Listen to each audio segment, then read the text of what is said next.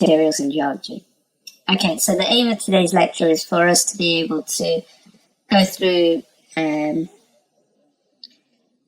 masonry, and the most important thing is for you to be able to understand the different types of masonry that are available for us to use in the construction industry, what the differences between them are, and what are the advantages and disadvantages of them. Okay, so to start off with, it's always good to define exactly what masonry is. So masonry is defined as a building or a structure that is made from individual units that are laid or bound together by mortar. Okay, and the term masonry actually refers to the unit themselves. Okay, if we look at most of the domestic properties that we have within the UK, most of these are built using masonry units, and some of them even have a cavity wall. But it doesn't necessarily mean that masonry can only be used in domestic properties. There are also non-domestic buildings, so industrial buildings, that can use masonry in their construction. So the advantages of masonry. So the advantages masonry has is that it has really good fire protection. The reason it has really good fire protection is mainly because of the thermal properties of the material, and the thermal properties of the material then have also an impact in terms of the energy efficiency of the structure itself, and as well as having good fire protection and energy efficiency, it of course has good structural durability. Otherwise we wouldn't be able to construct with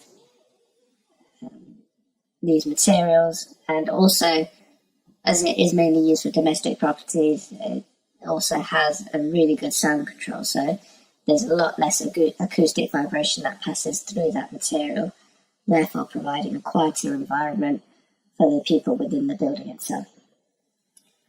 So we've talked about the changes in construction when we talked about, or when we went through the lecture on thermal properties. So when we went through that lecture, the thing that we were focusing on mainly there was the U value, how we calculate it, what the importance is, and one of the things that we've looked at is the way domestic construction has changed has a big impact on the energy efficiency of that building, because the U value has dramatically decreased. Okay, so pre-1918, we used to simply use a single layer brick wall to construct our domestic properties. We then moved on to brick wall, cavity, and early blockwork within the inner leaf. We then moved on to having a cavity wall. We still had bricks on the outer layer of the construction, but on the inner layer we started moving to aerated blocks. And nowadays our wall construction that we have usually consists of brick and blockwork with insulation in between. One thing to remember, like I said before, is that masonry doesn't always need to just be used for domestic properties. It can also be used for non-domestic properties, okay? One of the things with masonries is because they don't provide the same strength properties as other materials such as steel or concrete might do. There's a limit to the height that we can build with these materials. So sometimes if you look at the structures, like you can see the one that's provided to you in the second image, the load that's distributed isn't necessarily distributed through the masonry itself. It might be through the steel frame that's within the building. Okay, so the steel frame deals with all the loads, while the masonry is there for the envelope of the building and to provide a good facade. So the different types of masonry that are available, and the different ones that we're going to talk about today, are as follows. So one thing to remember is whenever we're designing with masonry, Eurocode 6 is the standard that we need to go to, which will provide us with all the calculations and the requirements that are needed.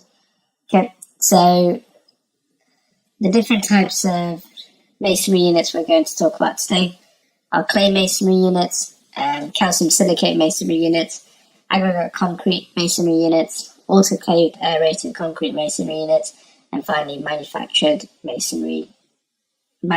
stone masonry units. Okay. Once again, what I provided you here is with the Eurocodes that each of the forms of masonry fall into, and with regards to the specification of each of the masonry units, all the information can be provided within the Eurocodes that are given there. But before we talk about masonry, remember, we couldn't build with masonry unless we had mortar, okay? So when we think about mortar is, let's go back to concrete. So we know that when we mix cement and water together, we have cement paste. When we mix cement, water, fine aggregate, and coarse aggregate, we have concrete. But when we only mix cement, water, and fine aggregate, which is your sand, that's what we determine as mortar, okay? When it comes to mortar itself, it needs to have a certain strength and durability property to be able to deal with the loads that are being applied, and also to be able to resist environmental conditions such as frost damage. And also, the key thing within mortar is for it to have flexibility, so that if there's any structural movements that occur, it's accommodated by microcracking within the mortar rather than within the masonry unit itself. The main reason for that is because it's much more easier for us to be able to repair the mortar by repointing it, rather than for us to be able to take out the masonry units and then replace them. Okay, and the advantage mortar has is because it comes in a sort of plastic, in a viscous form before it hardens, and we're able to lay it in such a way where if we had to have a structure with some sort of irregular shapes, we're able to do that with the masonry units that we have. Okay, and when it comes to mortar, the way it's defined is simply by its compressive strength. So whenever we look at the classification of mortar, it's classified by its compressive strength. So mortar will be specified as M2, M4, M6, or M12. All that simply refers to is mortar which has a 2 megapascal strength, mortar which has a 4 megapascal strength, 6 megapascal strength, and a 12 megapascal strength. Okay, and what you can also see within this table is, in order for us to get the strength that's required, it tells us the ratio of the different materials that we should use within the mortar design. Okay, so the first masonry unit we're going to talk about today. Okay, so the first masonry unit that we're going to be talking about are clay bricks. So clay bricks are what they say they are in terms of the material used to produce these bricks are clay. There's many different types of clay that you can get, and depending on the different types of clay that you get, they give you particular characteristics, okay, in terms of its strength, in terms of durability, but more importantly, when it comes to clay bricks, it's the colour of the bricks themselves, okay? The way clay bricks are produced are pretty straightforward, in the sense that you have your mould, you place the clay within the mould, and then you heat it up to between 900 to 1200 degrees C, in which the vitrification process takes place. Okay, so the vitrification process is basically the point at which the silica in the clay turns to a glassy phase. So you go from a soft moldable material to a hard solid material. Okay, so the process of vitrification will turn the clay into a crystalline structure. Therefore, the input temperature, the burning temperature of these clay bricks is importantly is extremely important, okay? Because if the temperature is not high enough, then the bond between the clay particles will be poor, therefore the brick will be weak, and if it's too high, the brick is simply going to melt or slump, okay? So when it comes to these clay bricks, one thing that you notice is that they're never one completely solid material, which we'll go into in a second. And when it comes to clay bricks, there's 4 different properties that need to be checked before it's suitable for an application. The 4 different things that need to be checked are its appearance, the strength of the clay brick, and then the 2 properties of efflorescence and frost resistance. Okay, so the first thing we're going to be talking about strength. As I started to talk about, when we talk about, or when we look at the bricks that we use within the industry, one thing that you notice is they're not a completely solid material. Okay, so clay bricks come in many shapes and sizes. The indents or the holes that we get within the clay bricks are referred to as frogs. Okay, the reason that we have them within the clay brick is because they assist in forming a strong bond between the bricks through the mortar itself. They reduce the effective thickness of the brick and hence the firing time.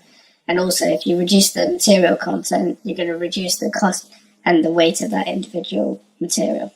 Okay. And when it comes to the percentage of indents that you have within